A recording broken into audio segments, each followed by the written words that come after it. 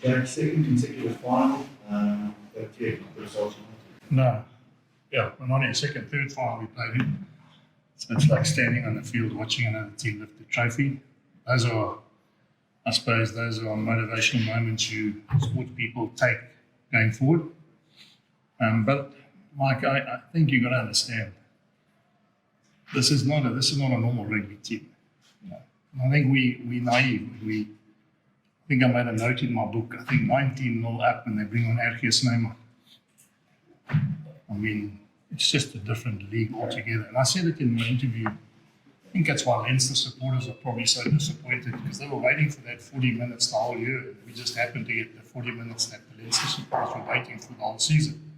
Couldn't get our hands on the ball. They defended us. They started well. And everyone talks about don't let them get a runaway start. And after 17 minutes, they're 19-0 up. And that's after you say don't let them start. I just can say to all the Irish, I don't think they sometimes give the credit to that Leinster team. They're well coached. They must say they're fantastic guys as well. I have not met many times, but I saw Josh van Vliet today. I mean, world class. World class as a person. So yeah, it's all credit to them. I can't praise them enough. I've said it to you many times since I started here at this level with URC, and they are the benchmark. And tonight they showed it again. We were never going to win that game when they got that 14-point start. It doesn't matter whether you think but their coach is now sounding. They're not. Once they get that start, I can't remember any team that's come back from 19-0 down and beaten them. So it isn't ideal. You've now got 3 silver. I think you've got to try and find out how you turn silver into gold now. Yeah. Yeah, Jake, you've spoken many times. Were you disappointed with the start that you made and the fact that you didn't really fire a shot in that first half? We just weren't allowed to. It's easy for a coach to say, yeah, I'm disappointed, and we knew it was coming, but that just again shows the quality of Leinster. When we got a poor kick-off in the beginning of the game, kicked it out on the halfway line. Now, let me tell you, sometimes you kick a contestable, you defend for 15 phases, give a penalty away, and you're on your try line.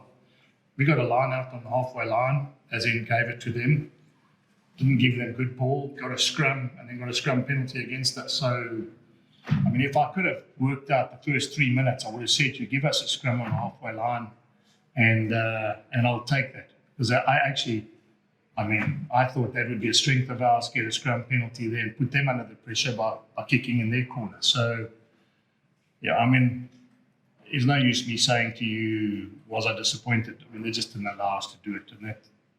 And I've got to also say, they lose Gibson Park today, and it didn't even look like he wasn't on the field. What I meant is it just shows you how seamless having a 231 Leinster cap player come on the field. Off the ball, Peter. Jake, you mentioned you alluded to the scrum not going your way. What are you putting that down to today? Obviously, Andrew Porter hasn't had the cleanest of records in terms of scrum penalised.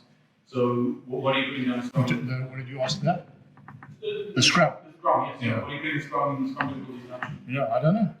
When I say don't know, I credit to them. They probably targeted that area. Some of the things you have to do is you target the strength of certain teams, and they got it right today. Line out scrum, things that people thought we would be really good at, they put us under pressure. But that's what international players do, And I think Porter played almost 70-something minutes, which again puts understands for me is that how important they put, an emphasis on that part of the game. So, it's not like I can say, please don't get me wrong, I can't say to you, I don't know what happened. All I will say is that they targeted and they got rewarded by it and they got confidence out of that. And that's I suppose that's what every team wants, is you sometimes want to put teams under pressure where they're good. And if you get a reward, then that has a domino effect on everything else that they did. So I must say also, it'd be wrong of me not to say Jacques' defence was outstanding. We tried bashing their line in that. Last week, I sat in a press conference and I said to you guys that we won the game against the Sharks based on the last 5 minutes of defence before the half-time. And it wasn't the same because they'd won the game when they were so far ahead of us. But the fact they kept us out just before half time must have been a massive boost for them. On that defense, sorry, the Bulls are famed for their physicality, particularly on the side of the world, everyone sort of rated about the Bulls' physicality. You never got over the game line really with your carries. We're on that. Yeah, well, just a credit to Jacques and the defence. They didn't allow us to. Probably were a little bit one-off instead of running in numbers. We didn't have people around the ball to create pressure. And that's what happens when you're under the pump against a good team. So of course I'm saying to you, geez, I mean it's not ideal, but you got to give credit where credit's due. And this is out of the 3 finals, it's by far the toughest final we've had. And I'll make no bones about that. That was another level up. That was Test rugby. We turned the ball over, or they turned the ball over, and I look up and I think there's space. And when I look, there's 3 of their players run back, and it's like everything's in fast forward. So that was even for the players. They saw a different intensity and tempo and organised picture than they've seen the whole season.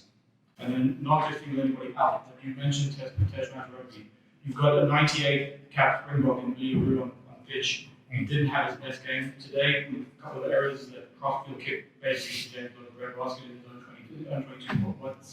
What was that game plan that you wanted this cross-field kick so early? No, we don't ever tell Willie what to do. It either works or it doesn't work. You know that, you know. But I think he's got 98 tests. I think he's probably got 1/20th of what those Irish players have in terms of the numbers.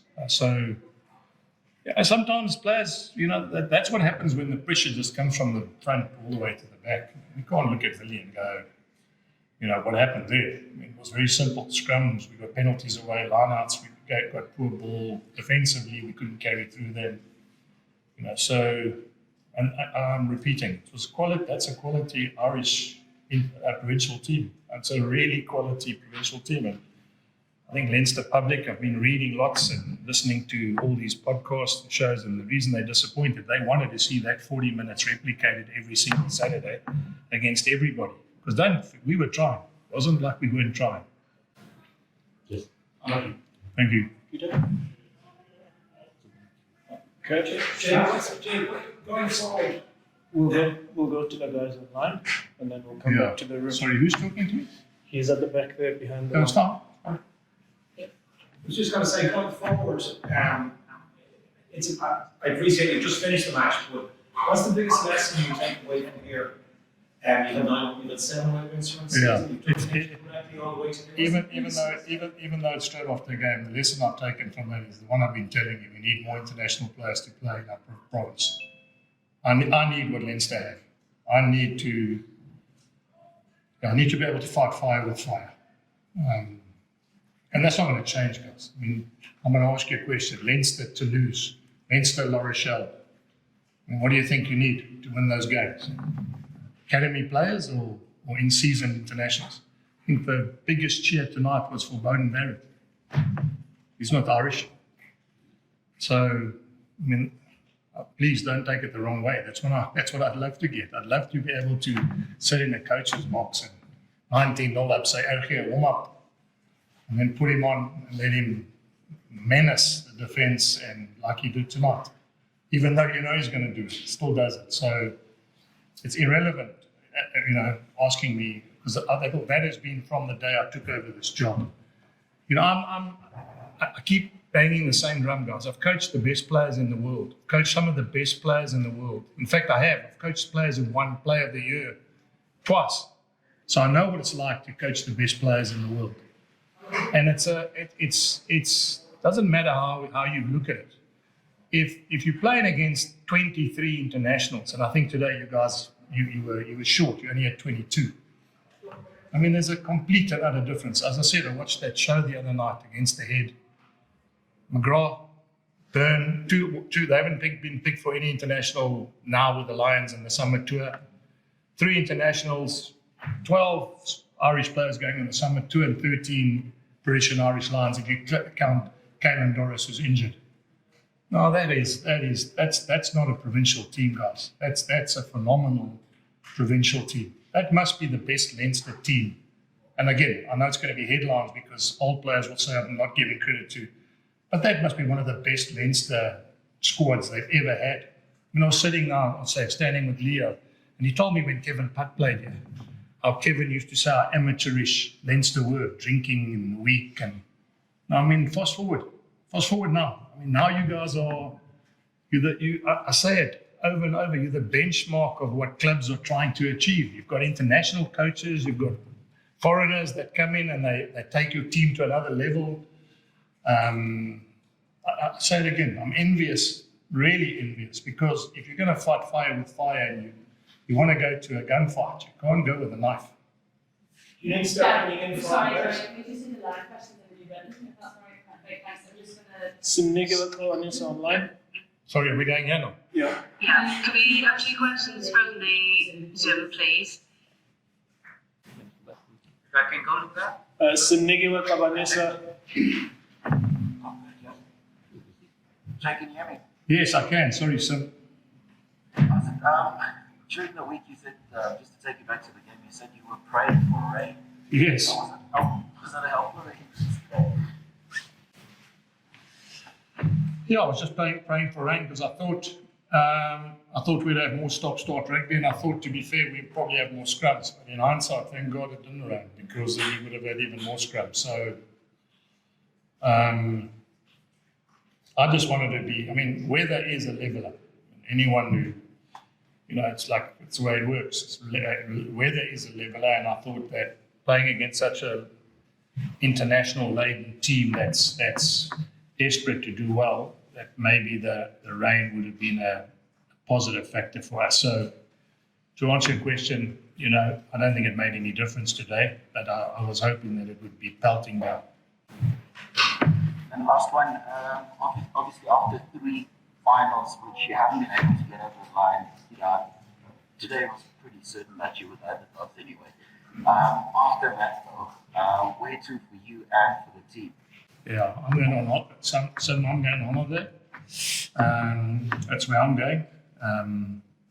Players are joining the box, and the other guys will take some time off, and we'll worry about. As I said to them, there's no use talking about anything now. It's going to change anything. We'll worry about it when we get back and reassemble.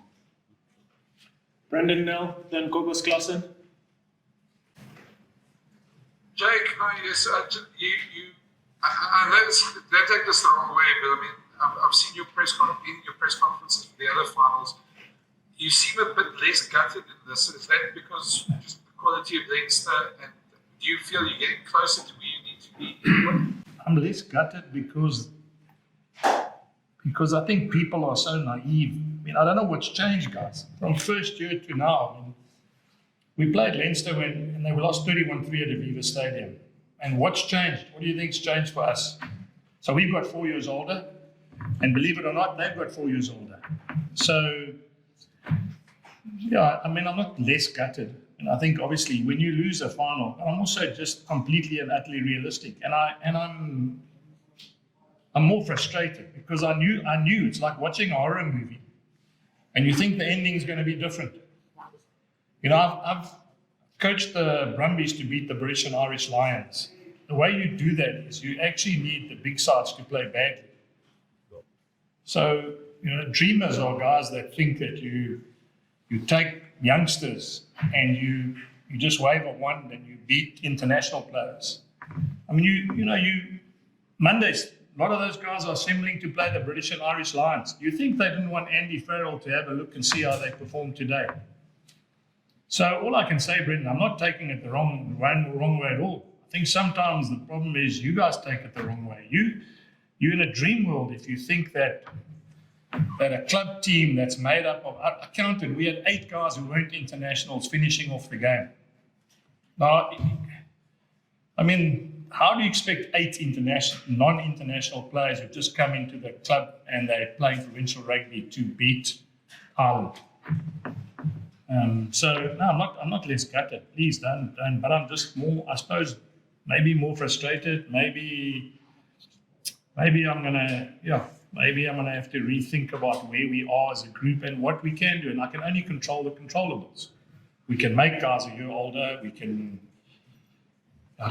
That's also why I put all those guys on, Brett. I put every single guy on because I want them to learn what pressure is. 46,000 people baying for your blood, team rampant. And I want them to be in that cauldron and feel what it feels like. I'm not going to protect them and put them in the stands because I want to make the score 25-14 and not 32-7. So yeah, I'm not, please don't get me wrong, I'm not less gutted. I'm just, nobody in this competition has played Leinster with their full strength team in a final since we've been playing. Nobody.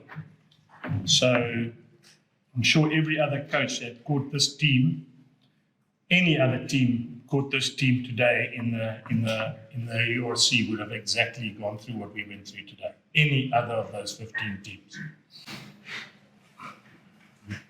Fair enough. Thanks, Jake. Travel safe. Thank you. Okay, go for it, Ashfaq, and then last one from Ronaldo. Jake, I hear you, and as you say, you beat that drum about getting the box back to South Africa. But do you still feel that perhaps there were opportunities today where you guys could have executed a bit better? You know, once it afterwards on TV about implementing the game plan. The kicking game, sometimes kicks were just a bit too far. You know, I know it's pressure, but you guys didn't play at your best either. No, I certainly didn't. And that's why I said to you, is that having coached the provincial team to beat an international team, it's not just always what you do. You need them also not to be on top of their game. And when they 19-0 up after 17 minutes, and let me tell you, it could have been more. I mean, I'm glad they respected us by not tapping and running every penalty either, because they went for poles a few times. And I take that as a massive compliment.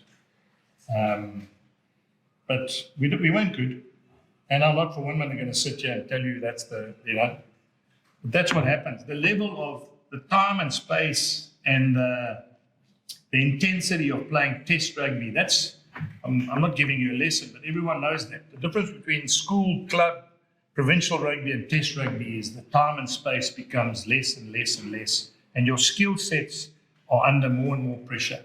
And today, all that in 40 minutes was just quicker, bigger, stronger, tougher, everything that I think that happens in test rugby happened in that first 40 minutes for me. And credit to them, because they said they wanted to.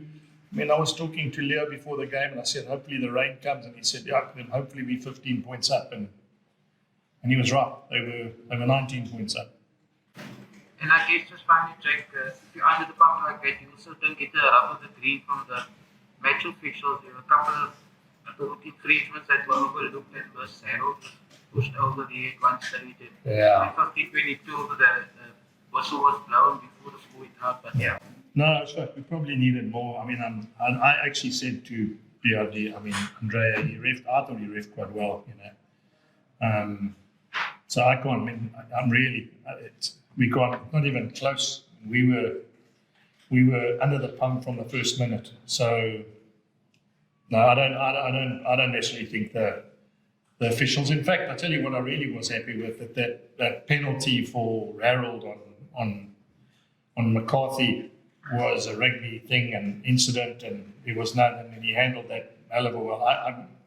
We've had situations where we would have got carded, or things would have happened. So I think the officials from the TMO right through to the ref, I'm happy the way they officiated today. Please, thank you. Hi guys, Jake Ronaldo here. I don't want to keep you too long. I just have two questions for you. The first one, you mentioned earlier in the week that the team obviously exceeded your expectations at that time, and you wanted to make it obviously count tonight, which unfortunately didn't happen. But you also pointed out how Leinster started benchmark with a depth international experience, but they are not unbeatable. In light of tonight's performance, especially considering how crucial you said the senior players were in your campaign, do you think, or do you feel they delivered tonight in terms of the execution and what they were going to deliver on? No, but I don't think it's just the senior players. I repeat myself, Ronaldo. Hence, Leinster put us under pressure. They targeted areas that we didn't think they were going to target. Well, didn't think that they could target, and they did it well. So that just has a domino effect from the front all the way to the back.